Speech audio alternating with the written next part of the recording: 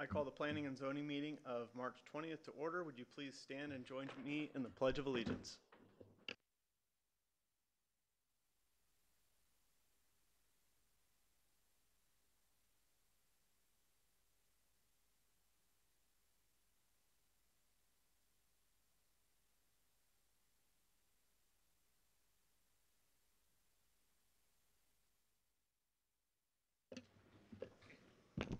Roll call. Jim Harris. Lucas Dale. Here. Michael Gordon. Here. Doug Hardy. Here. Susanna Ballard. Here. John Kendig. Dan McGowan. Here. Chad Nelson. Donald Bergen. Here. Danny White.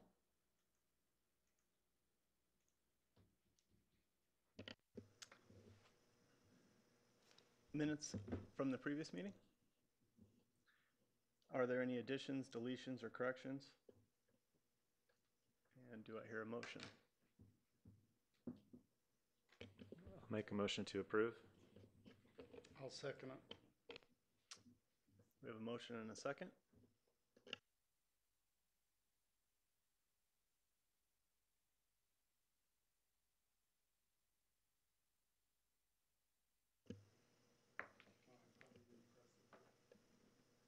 It's the second by Mr. Hardy.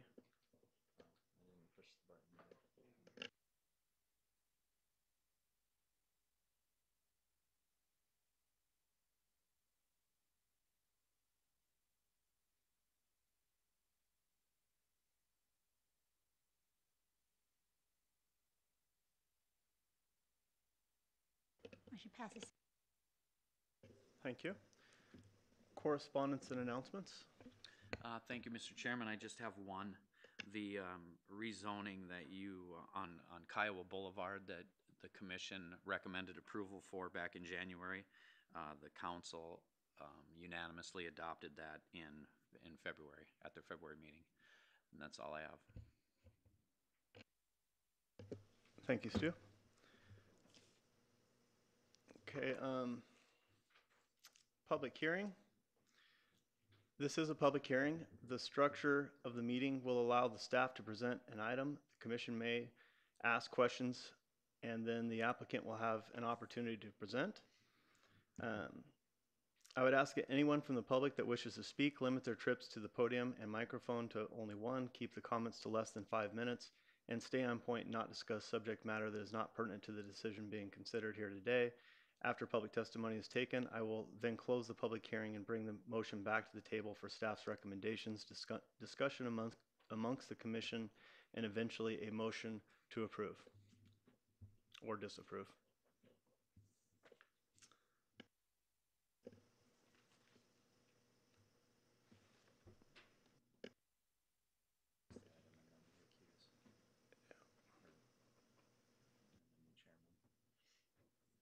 So Stu, I don't see the item here. I can read it off the screen, I guess. Oh, got it.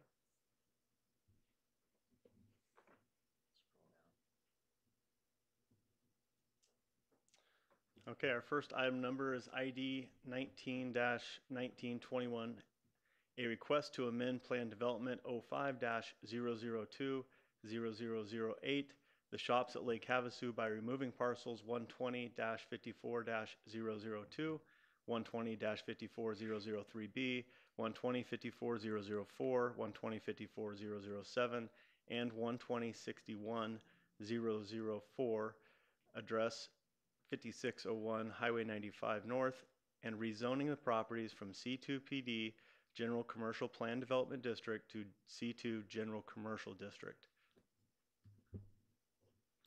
And this is an item, Stu, that myself and Michael Gordon will have to recuse ourselves from.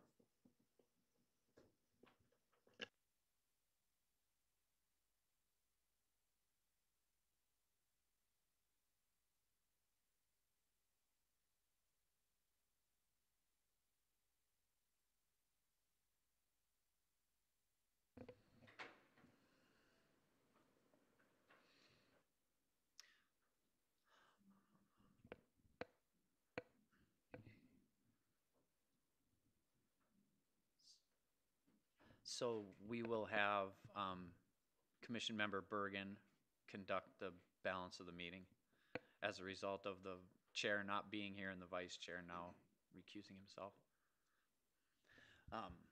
All right, the item's been introduced. I'll take over from here for you.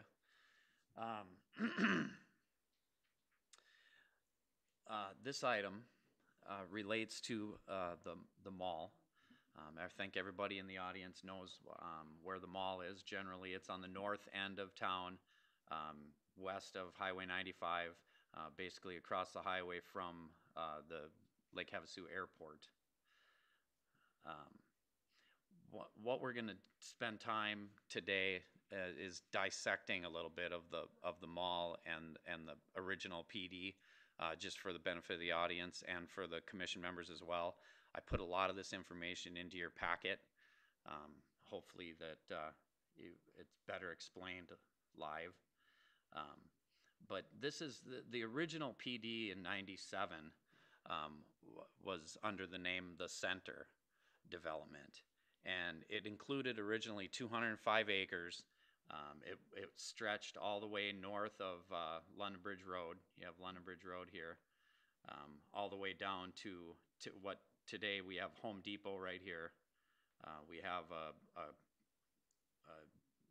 bank being built right here on the corner. You can see here that when the center original development was proposed, it included a wide range of uses, ranging all the way from open space to actually an industrial park. Also included a hotel, convention center element. So it was going to be a very diverse piece of property. Now, since then, there's been several amendments, and I alluded to all of those in your packet.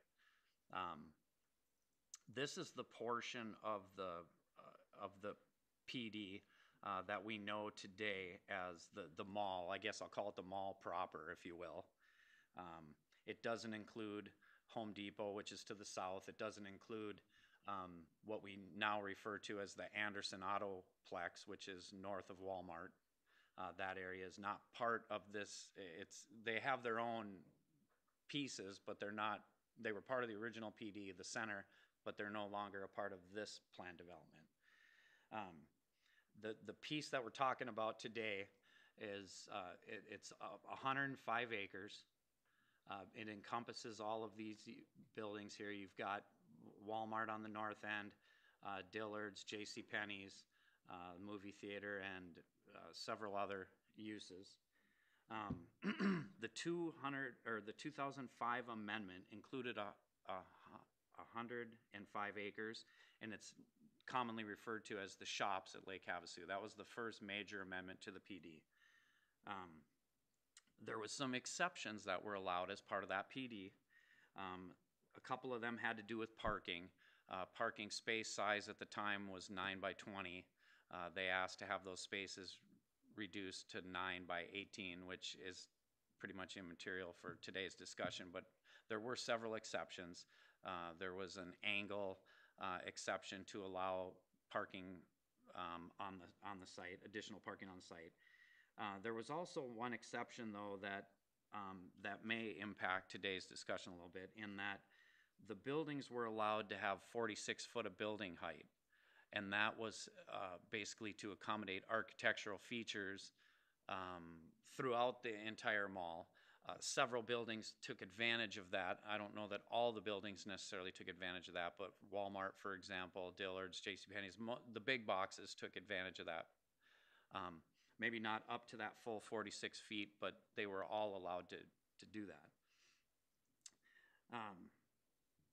There was also an amendment in 2007, but that primarily had to do with the sign package, the overall mall sign package, as well as some of the big boxes especially, were requesting sign square footage that far exceeded anything that we had in our code. So the only way that in which they could do that was to come to forward and amend the entire PD. One other item of note as far as that amendment was concerned is that also limited these what we'll call out parcels, these undeveloped parcels primarily along the highway, it prevented them from having their own freestanding sign along the highway. And the concept there was they wanted this property to be unified by the mall signage package, and of course then allowing the big boxes to have their own sign package, but they didn't want those 1.5 acre sites along the highway to all be able to individually advertise along the highway. Some of which are included in today's application. That's why I bring that up.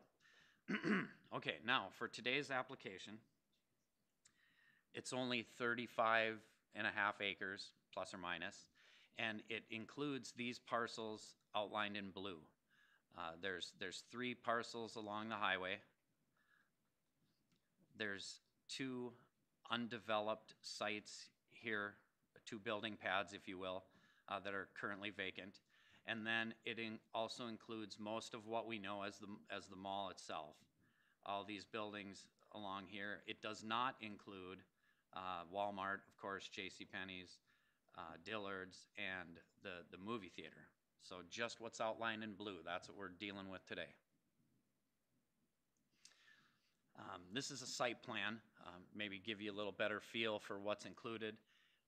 All the buildings that are included are buildings, and lots that are included are outlined in black. You can see the 3 parcels along the highway. This is the highway, just for reference.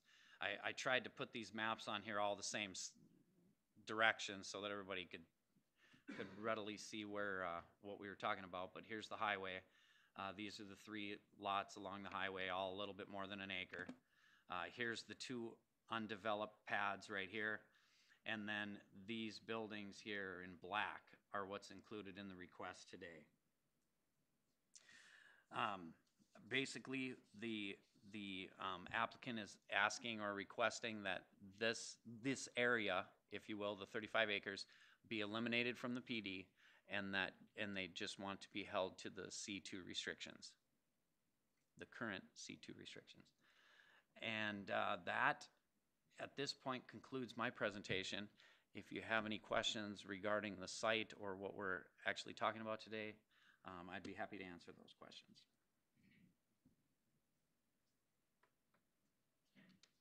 Any of the commissioners have questions for staff?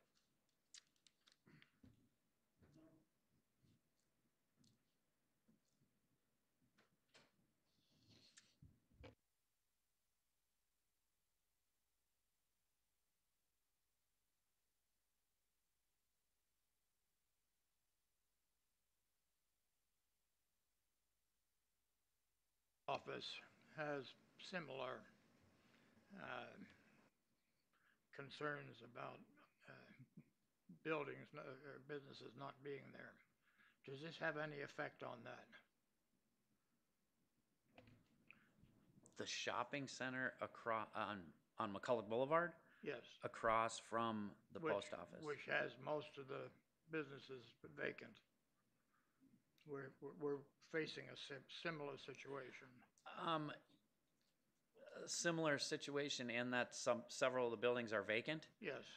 I don't know that there's necessarily the same level of concern at that location, but I think once the applicant has the opportunity to explain what their plans are with regard to uses, I think that I think you could draw some commonality there, but I don't know that necessarily affects or relates to this one at all. Thank you. Is the applicant present? Would you please step up and give us your name and your presentation? Yes, good morning. Thank you, Commissioner Bergen and Commission staff. My name is Michael Gordon with Desert Land Group. I'm here today on behalf, we are the applicant on behalf of the ownership of what is known as the main portion of the shops at Lake Havasu now. I want to thank you for your time this morning, and first off, Stu did a good job of kind of giving a little history. There's a lot of history with the shops in the mall area. There's been a lot of changes. There's been some PD amendments. There's been some properties that have removed themselves from the PD, and the original has split apart a little bit in the past, all in an effort to accommodate other uses, other businesses, and the growth that has occurred out there today. Um, uh, Most of you are aware at the end of the year this year, there was a transaction that took place where the PED was involved and helped facilitate local ownership of the mall for the first time. Going back in history, this was developed by an out-of-town development firm, has always been owned by out-of-town folks. It was kind of split apart during the downturn of the economy, but still with all out-of-town ownership. And for the first time now, we have local ownership in the mall, in the properties that we're dealing with today. And that local ownership is here today along with the PED, and they would like to say a few words as well.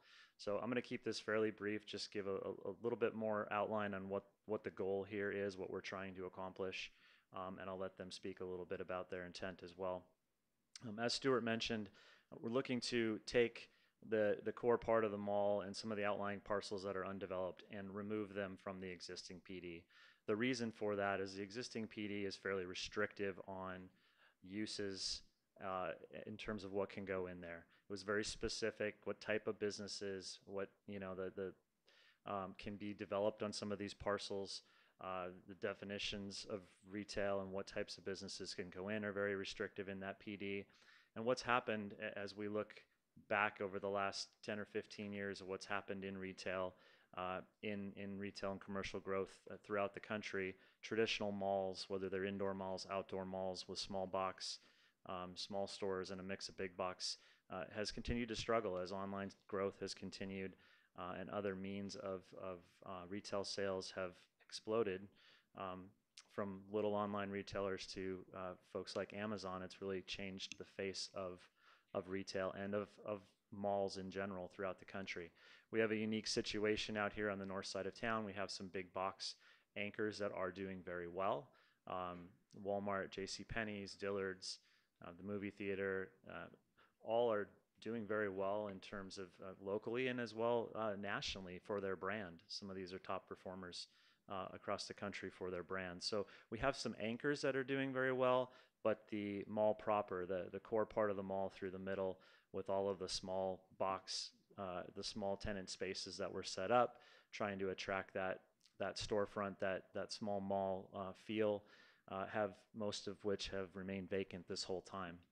So there's some dynamics there that are working, some that are not working, and the goal of abandoning this portions of the mall, removing them from the PD, is to free up and provide some flexibility to allow local ownership and potential tenants, potential buyers, to bring a mix of other uses into the mall, other uses that will help in today's retail world, activity drivers, omni-channel retailers, things that are a little in line more with what's going on today. Not everybody goes out to a mall and spends a couple of hours walking through every little shop.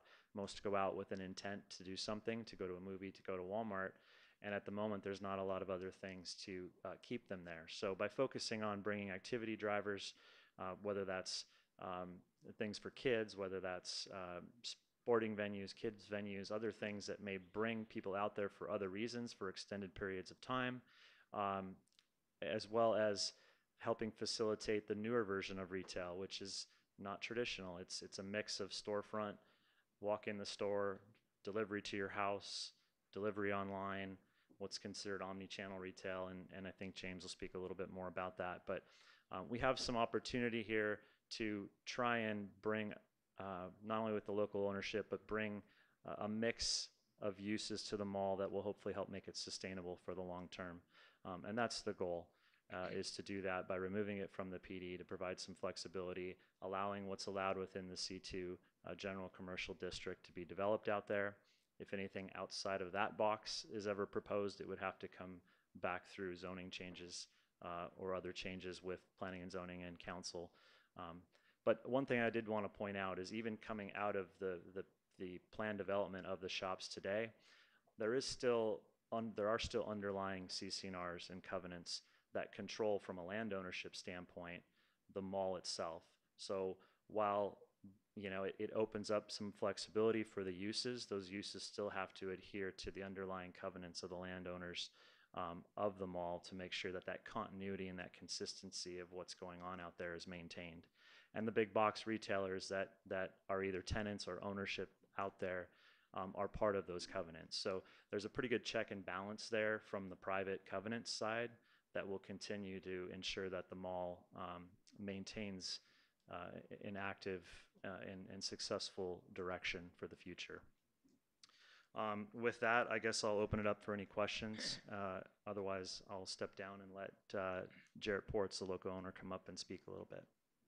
Are there any questions of the applicant? Thank you. Thank you.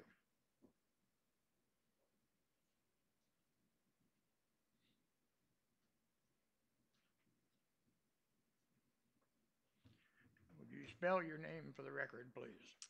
Good morning, Commissioner. My name is Jarrett Ports. Did you ask me to spell my name? Yes.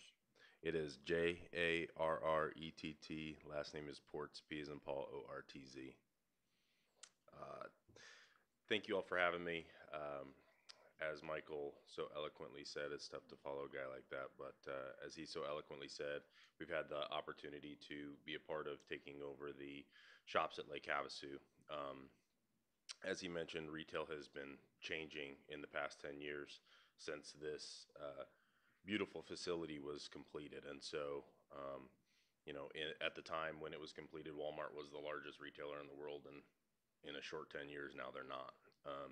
And so our mall has a little bit of a different story because, and I say our mall, I went to high school here, I grew up here, my kids are here, they're in school here, we play sports here. So when I say our mall, I mean that from the day it was commissioned till the day now that is actually our mall. And so when I say our mall, it was, it came online with a lot of excitement and a lot of things that were happening. And in 2008, it just hit a perfect storm of problems for retail.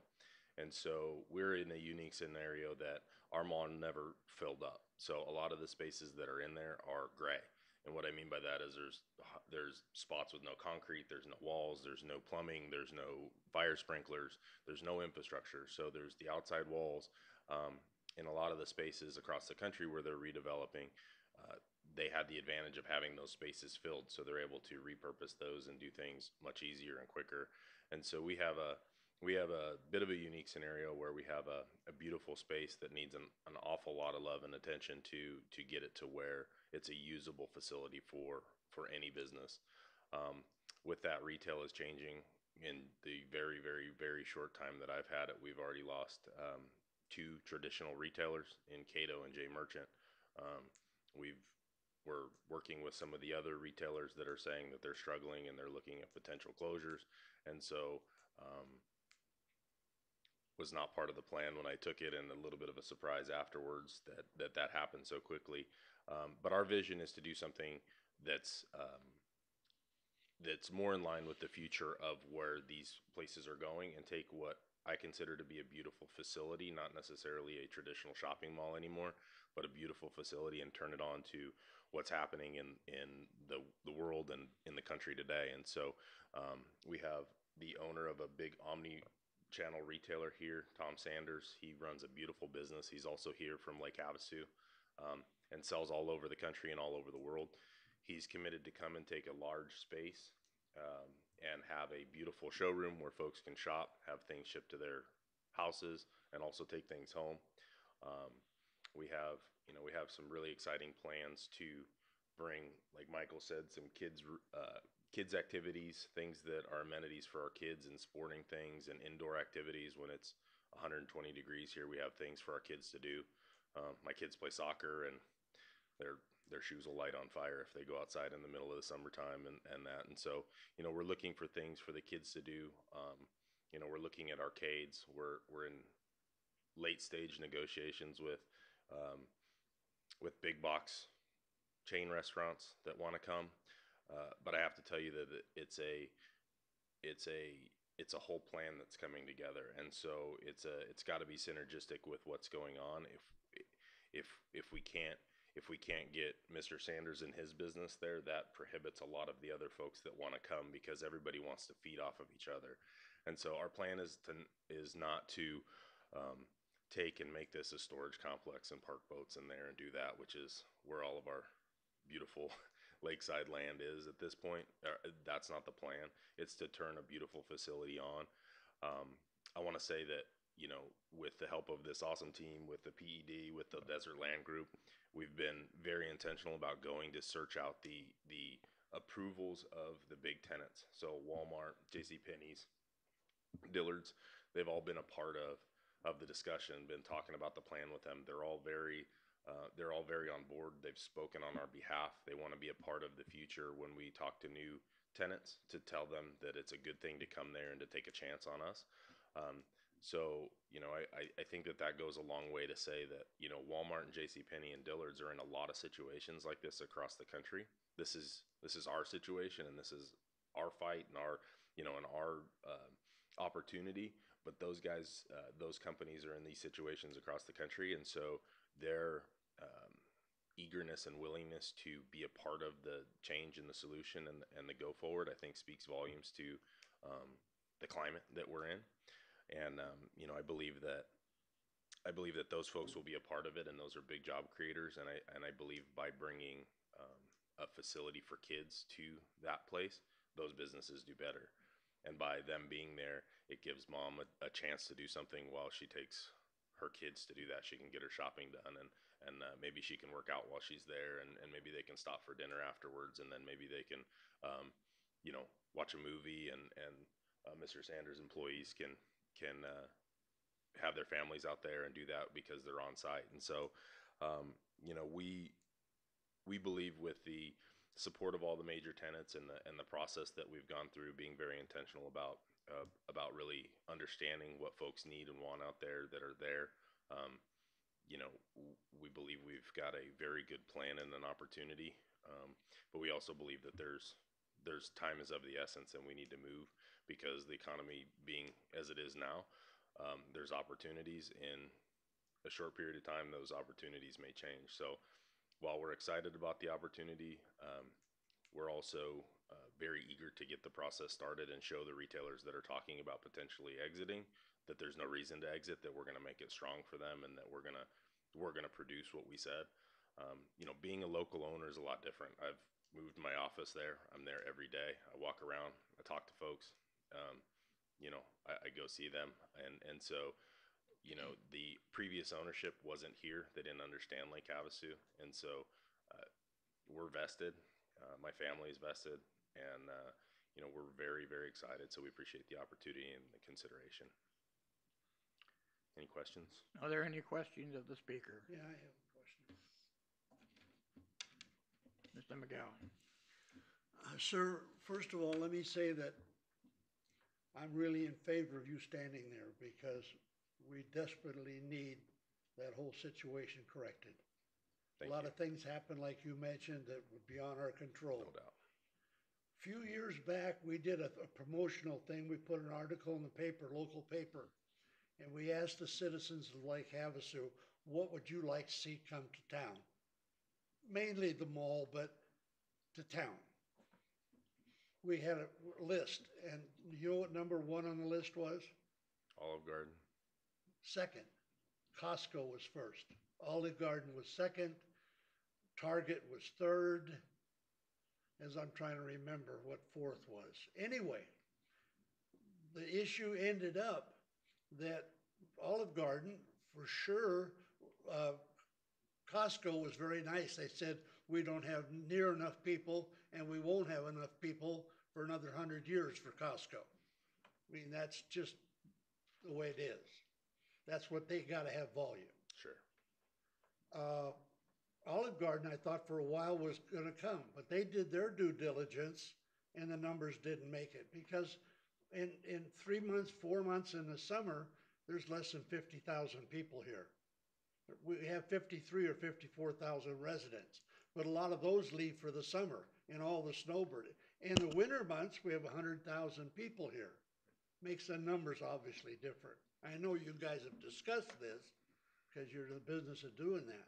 So when you say bringing other things here, are those going to be issues? Our count is going to be issues for you to bring things here. That's a fantastic question. I think that where we live will always have its set of circumstances. So we we are what we are, right? We're not a town of 300,000 people, Right. but what we are is a town that really, really supports certain things. Mr. Still, as you know, is unbelievable with numbers and demographics and things that help drive sales. And so when you look at our numbers on the surface, they're not indicative of who we are as a community. We have a lot of discretionary income. We've got a lot of baby boomers that are here. Our average, and all this has been Luke teaching me this. So all of our our visitors have a lot of net worth and things that they're spending money. So when I go to the restaurant Hangar 24 directly across the street at the airport for lunch and is completely full and there's people standing in line, it gives me hope that those folks now again, that is in winter and we do have a challenge in summer. And I think it's no different than a lot of things. I think in Lake Havasu we have to be more diversified to meet the same goal. So we have to do more in the same box that somebody else in a big city can do really something specific in an area. We have to kind of bring more to the deal, to the area so we attract a whole group of people because we don't have a population. I think the other big thing that is different about me than what we've seen in the past and is that I'm willing to put my money where my mouth is. And so when we talk about chain restaurants, I'm not asking Olive Garden to come here and bet on with all their money and we're having these huge rents and all these different things that were in the past. And I've seen the paperwork on that. I believe there was probably things that could have been done to save that. And so for me, I'm willing to invest my own money in these things to help facilitate the ease of them coming. And so whatever that means, the team here knows that we're committed to this and to invest our own cash and to be a part of it. And so that helps eliminate some of those challenges. Well, let me give you an example of what I'm talking about. And believe me, I, as an individual, besides being a commissioner, want you to be so successful. Thank you. We want everything to work because we all benefit from that. But you have to deal with reality too. Sure. There was a man here in town who owned the largest restaurant in town. It's now sitting empty for 8 or 9 months or going on a year because he had 300 seats and he couldn't fill them except maybe during the height of winter. And he had to make his money in that short period of time. He invested $5 million in that piece of property, buying it, tearing it down, rebuilding the building that's sitting there now. And it's hard for them to put a company there because the numbers don't coincide with the size of the building. When Bob's Big Boy was here before, and he went broke, and then the Chinese and different people went in there, they finally said, wait a minute. And then finally what Starbucks did, because they don't need 6,000 square feet, they tore that big, beautiful building down, built a building, and of course they're successful. Mm-hmm. So that's the things that I look at and think about because I know this for a fact because I'm in the restaurant business in Nevada. And Don Lay, who owned the Golden Corral, has been after me ever since he closed to put an omelet house there. I have some in Vegas. And doing due diligence. I'll tell you how far I went so you know, maybe this will help you, whatever. But I'm dealing in fact. When Ballard asked me to look at Bob's Big Boy, now Walmart's already closed and they're paying the rent because they don't want Target there. Mm. So they paid rent for all those years. That's the way those big boys play. Anyway, when I looked at the property, then I did my due diligence. And then I found a story was just a story about how they're going to put the road behind the city and bypass Lake Havasu. I'm sure you've heard that whole story. And probably in my lifetime or longer, it's not going to happen. But the story was there. Sure. These are the things that I ran into, all right? So Well, I said, well, wait a minute, because we actually, for the winter months, that stretch of Highway 95 from the highway to Yuma is one of the busiest in the country for RVs, traffic-wise. You bet. So that part's all good if it stays that way. But we all know what happened to 66, right? So you have to take all that into consideration. So by doing that, I said when I got all done, because in Vegas, I had 7 stores, my brother and I, we're down to 3. But we have 2 million people. And there's another issue that I'm not being negative, I'm just being truthful, all right? There's another issue in Lake Havasu. When I had thought about buying Bob's Big Boy and converting it to an omelet house, I did my due diligence. The problem was the labor. I talked to the owners, Tim Screw and all the guys that own the stores that are here now. And what their biggest problem is, you know what it is? The labor force. Sure.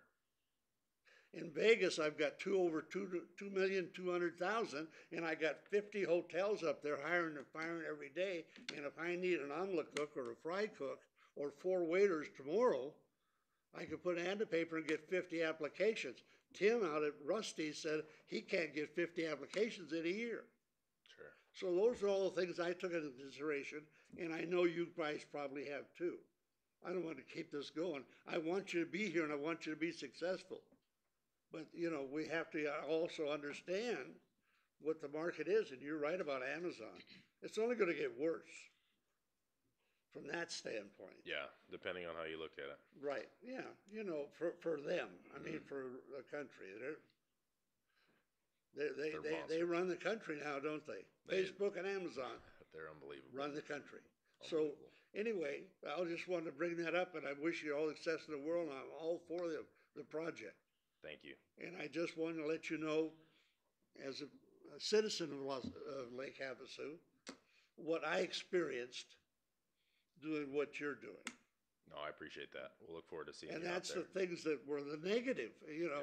Yeah. But you got to talk negative. It can't all be positive, because it won't be. Well, the bags under my eyes will tell you I haven't been sleeping Yeah, much. So. yeah. Right. When I had 7 stores that gave you quick, you know, back then I started in 78. We're 40 years in our #1 store, still there. When I started back then, there was 225,000 people in the valley.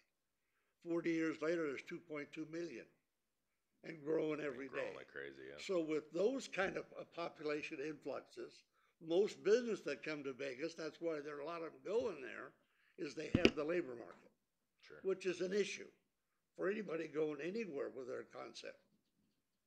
And I hope that you got all that in your plans and the people you're bringing. Now, if you do small box things and you know, where it's an individual owner, it's not a corporation, and, you know, they only need 8 employees or 6 employees or whatever it is, then it's much obviously easier. Sure. But I just wanted to bring that out because, like I said, and I'll shut up, is that I'm all for the thing, for your concept. I want it to work, and you got good people helping you. So we'll do anything that I can do or the commission can do that's legal, and to help you. I appreciate that very much. Thank you. I felt that inside of me because I did experience what you're doing. You're doing it on a larger scale in town. But, you know, and you've done it before, so you know what you're doing. And I wish you the best of luck. Thank you very much. That's enough for me. I'll shut up. Thank you. Thank you.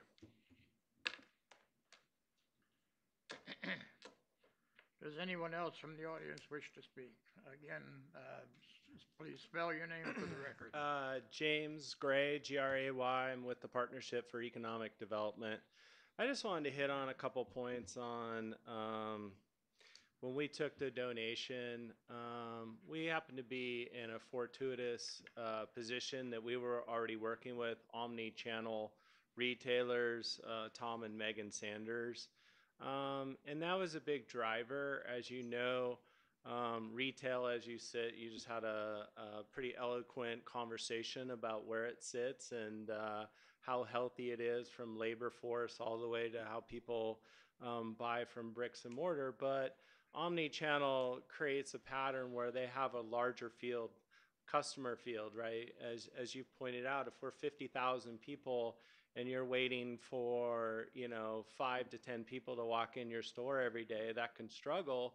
But if you're participating online and you have a potential of 330 million people that are looking for the same products that you're selling, and you sell 5 people the same product in Indiana, well, you just saved your day. And so for us, when we got involved, they were already clients of ours, but if you see the bottom little logo on there, it literally says retail, entertainment, and employment. And for us, employment is a huge deal. So Tom and Megan, they have about 45 employees right now. They're an Amazon 50 fulfillment company. The designs that they're working on for their showroom will really be like the next level of retail, where, as you so, I think, pretty adequately put about having such a large restaurant, when you have retail that's, say, 50,000 square feet, you need to be able to move $50,000 worth of merchandise. And here's a situation where they're going to have a storefront that is, say, 4,000 to 5,000 square feet, but you can still buy everything they sell. They are just meeting customers where they are at. And where customers are at are essentially on their phone, right? If you have a conversation with Jason Anderson, he says, the only thing I really need is a phone. People don't even test drive cars anymore. They want to shorten down their purchase power. So for us, we're really excited about it because when we look at that space of mall proper, the close to 200,000, and let's just assume that a little less than 90% is, as Jared put, is gray shell. So it needs work to get to being fulfilled. We really feel like there's some opportunity to bring employers in there that still do retail, still fit the covenants, but they also bring density. When you have 50 plus full-time employees, that gives validation to when we're out pursuing restaurants, right? And so I know that Mr. Ports has a really keen eye on creating that inner courtyard towards entertainment, family-oriented, bringing people out there, creating a reason why. I mean, you're looking at about 700 to 800 cars in Walmart every day. You're getting about 5 or 6% of the population. So there's not an argument that the mall's too far. It's just that it's too empty. And so if we can change the nature of why people would purpose those spaces, we can get traction. And then the last thing I'd like to say is, when we met with all the retailers, I mean, that's what we did first, right? Like, before we brought our ideas, let's go talk about them. One of the first things that all 3 of them said is, do you know we're omni-channel? And I think what our experience has been over the last 30 to 45 days is, when we talk in general public, people have a general sense of omni-retailers, online. Nothing is shocking to them. But when we talk about it with retailers, we were stopped literally within a minute talking about, let me discuss what we're doing. And we're talking about highly successful retail and how they're countering it, how they have shoppers walking around, how they have fulfillment people shipping right out of their stores right now. They're really trying to counteract this movement and stay competitive. So for us, it's trying to make that balance and creating, I think, the space that everyone wanted to some degree, but then also really utilize it as a northern hub. The facility is phenomenal in the way that it was invested in, and if we can fill it out and turn on the potential, I think that that's going to help drive the north side of town. So for us, it was all about employment from the very get-go. And I think I've said enough. So unless you have any questions of our involvement, then we'll let it go. Thank you. Is there anyone else in the audience that would like to speak on this subject? If not, I will close the public hearing part of it and bring it back to staff for your conclusion and recommendation. Thank you, Mr. Chairman. Staff finds the proposed rezoning meets all the requirements set forth in 1405-04L. Based on those findings, the Development Review Committee recommends that Land Use Action 19-1921, amending PD 0500200008 by removing APNs 120-54-002, 120-54-003B, 120-54-004, 120-54-007, and 120-61-004, and rezoning the properties from C2 PD, General Commercial Plan Development, to C2 General Commercial, be forwarded to the City Council with a recommendation of approval. Thank you. I'll bring it back to the table. Are there any questions, comments from the commissioners?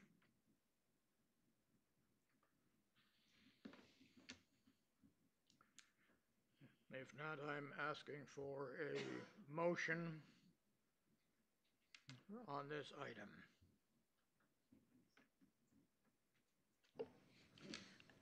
Mr. Chairman, I would like to make a motion that we approve the request to amend Plan Development 05-002-0008 for the shops at Lake Havasu by removing parcels 120-54-002, 120-54003B, and 120-54-004, 120-54007, and 120-61004 as presented. I second the motion. Motion has been made by Ms. Ballard and seconded by Mr. McGowan. Is there any other discussion on the item? If not, I would ask for your vote at this time.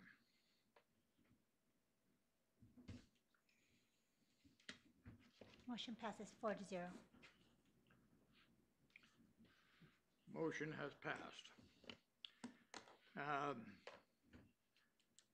At this point, I would have the call to the public if there's anyone from the public that wishes to speak on anything further at this time.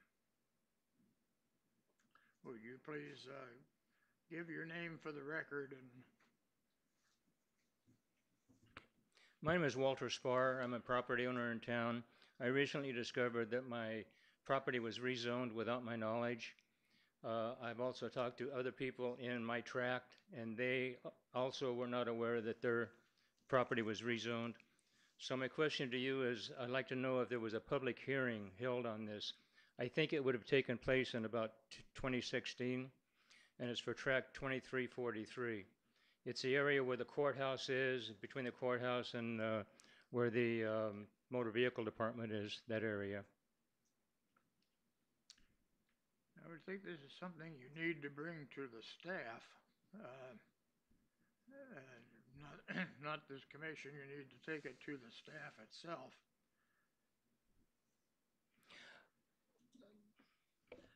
I might be able to just clear up a little bit anyway. In 2016, No, I'm sorry. During call to the public, you can certainly receive comments from the public, but we can have discussion. You can certainly speak with Mr. Spar later after the meeting or any commission members that might have specific questions on this. But during the call to the public, you can take information and direct staff and respond to criticism, but we can't have a discussion about items that aren't actually on the agenda. Yeah, that is why I said that he should be talking to staff on this. Yes. Okay, that's about all I can do to handle that. During my last few years in the military, a lot of explosions went off, and I'm pretty much deaf. I couldn't understand a word that she said, so I apologize. But I understand your voice a little bit better. What did she say? I'm saying that you need to talk to the staff on this particular subject. Okay, I've talked to the staff. They have been helpful as far as they could go, but I need documentary evidence showing that a public hearing was held on this rezoning issue. So could you tell me, is there an archive somewhere that I could go to locate this information?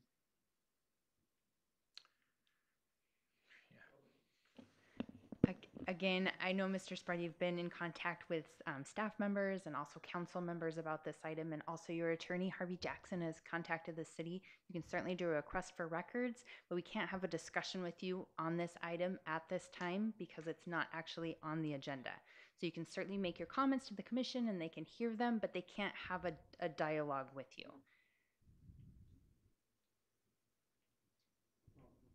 That means I should leave the room. Is that right? Well, you could certainly make any comments that you want to make. They just can't respond to you. They can't just have a discussion with you or give you any answers. They can hear your information, and that's kind of all that's available to you at a call to the public item. So you needed a formal request for this, for the documentary evidence? You can provide a request for public records to the city clerk if you want records from the city. I'm sorry, I don't get it. Okay, well, we can talk after the meeting. I need big earphones here. Okay, we can talk after the meeting, Mr. Spar. Thank you. You bet. Okay.